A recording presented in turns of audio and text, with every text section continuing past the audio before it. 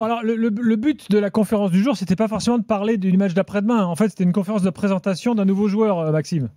Exactement, Kojo Pepra Opong.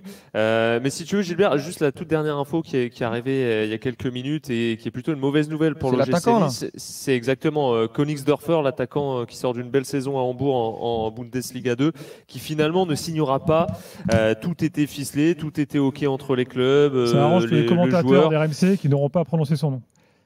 Ouais, ouais, ouais, il n'y aura pas de Königsdörfer parce que Bon, tu voilà, le il y connais a la bien, toi, visite ça. médicale, il y a eu. Oui, bah, je l'avais révisé exprès et finalement tout ça pour rien. C'est facile, Königsdörfer, Euh, c'est facile. Il a raison, c'est facile, Königsdörfer, Kevin. Königsdörfer. Endai Chimier, tu le tiens aussi, je Kein crois. Olivier. Problème. Endia Chimier, je le tiens très bien. Ouais, Non, Endai Chimie Endai. aussi. Ah, c'est Endai Chimier. Bon, Mais donc lui, il donc voilà, viendra pas. mauvaise nouvelle.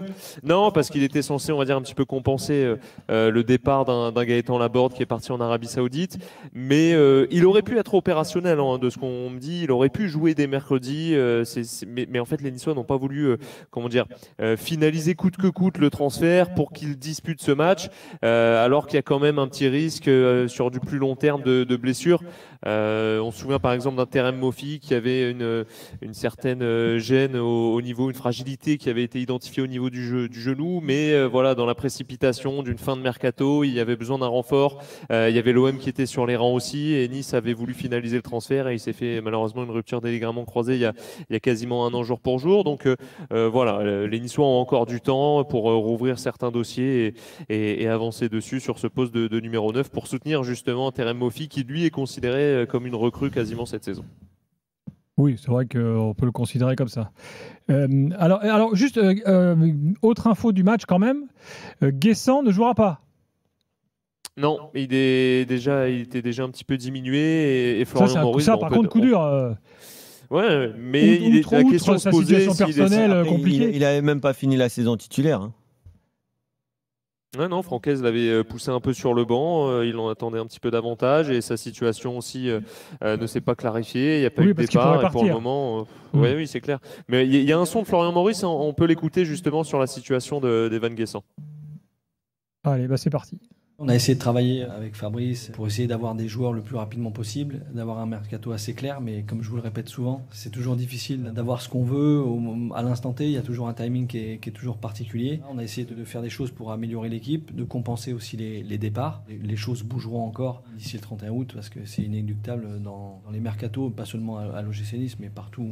Dans tous les clubs aujourd'hui, il y aura encore des mouvements, ça c'est certain. Depuis quelques semaines maintenant, il y a des tractations, ça discute beaucoup parce que Evan est effectivement un joueur très important de l'OGC Nice, ça fait une grande saison la saison passée. Effectivement, il y a des clubs qui sont intéressés, qui sont présents. Après aujourd'hui, il n'y a rien de concret, de acté. Pour qu'il y ait un accord, il faut que les trois parties soient d'accord à tous les niveaux. Et ce n'est pas le cas aujourd'hui. Actuellement, il ressent une douleur au genou, donc il ne peut pas jouer de manière concrète. Il est aujourd'hui en tous les cas un joueur de l'OGC Nice.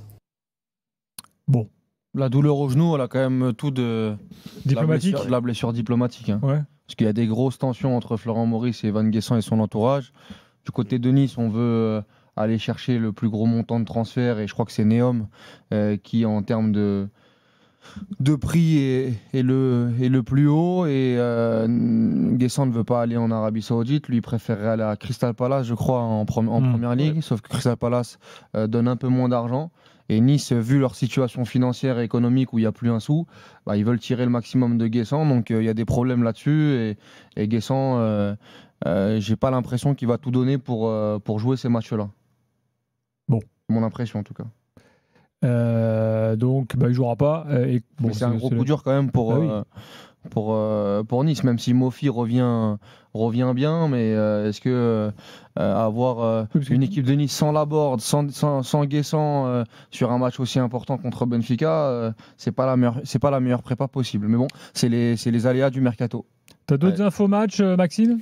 Ouais, mais un petit peu dans l'autre sens, on va dire. C'est un joueur qui avait été écarté au milieu de la préparation. C'est Pablo Rosario, qui est un peu le couteau suisse depuis plusieurs saisons de cette OGC Nice, qui pourrait partir, mais qui a été réintégré sur les dernières séances au groupe et qui était d'ailleurs présent sur la séance de ce matin et qui pourrait, voilà. Alors, il n'a pas joué la moindre minute de cette préparation, mais ça montre que malgré tout, il pourrait avoir un rôle à jouer tôt ou tard si finalement son transfert ne se finalisait pas, son départ ne se finalisait pas.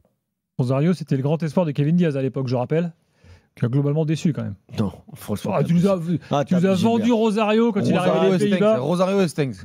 Bah oui, Plus Stengs que Rosario. Ouais, même Rosario, tu nous avais parlé. Et Boadou. Je me souviens très bien. Boadou, j'ai jamais vendu Boadou, j'ai jamais cru. Non, Boadou, mais non. Rosario, c'était ta carte. Rosario, c'était Pas du ta tout. carte. Rosario, joueur très sobre qui est formé au PSV Eindhoven, qui n'était Voilà. même pas destiné à une grande carrière, mais qui a été un joueur très pro et qui est polyvalent. Je suis pas sûr qu'à Nice, ce soit vraiment un échec au vu du nombre de matchs qu'il a joué, au vu du nombre de matchs où il a dépanné aussi central alors qu'à la base c'est un milieu de terrain.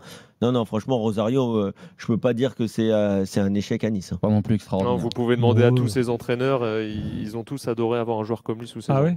Merci. Ah, moi, Merci. je sais mais pas, bon, il m'a pas. Oui, Ouais, il a non, été non, utile. mais là, après. mais là, on parle pas C'est de pas joueur le premier clinquant nom qui sur la Lille, feuille. tu comprends, C'est Maxime. quoi, Lille, à l'époque, il nous avait vendu c'est toi qui Karim. vas- c'est toi Il qui nous vas avait nous dire vendu ça Karim Rekik, qui arrivait des Pays-Bas. Non, à l'époque. Jamais de la vie.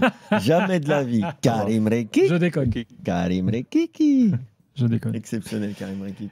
Bon, Rosario, peut-être donc, ce serait peut-être une petite surprise du chef s'il venait à jouer après-demain quand même. C'est pas. Oui, non, ce serait même une grosse Après, surprise. on mais ça peut quand montre même en être tout cas inquiet, hein. qu'il y a un petit manque de profondeur sur certains postes. Il y a un milieu qui est toujours souhaité et un attaquant.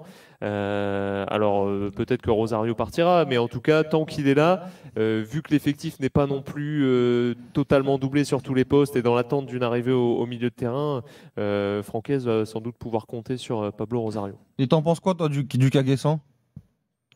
Bah, c'est vrai que c'est un peu surprenant. Je pense que c'est le bon moment pour lui comme pour le club de passer une nouvelle étape dans sa carrière. Est-ce qu'il pourra confirmer une deuxième saison après celle qu'il a fait la saison passée où c'était vraiment lui l'atout numéro 1 de cet OGC Nice, meilleur buteur, meilleur passeur et de ce fait meilleur joueur. La logique veut qu'il s'en aille.